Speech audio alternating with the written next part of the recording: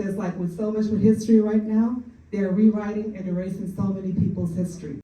And our Garifuna oral history is one of the things that we, truly, truly believe in. These are generations of stories that was passed to us from tradition to tradition. I'm able to basically trace my Garifuna lineage all the way back to SaintVincent&TheGreanadines, where we originally come from.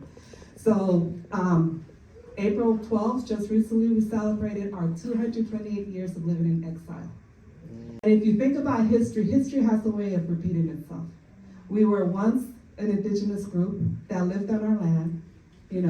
The colonies came, they colonized our land. We tried to live with them in peace.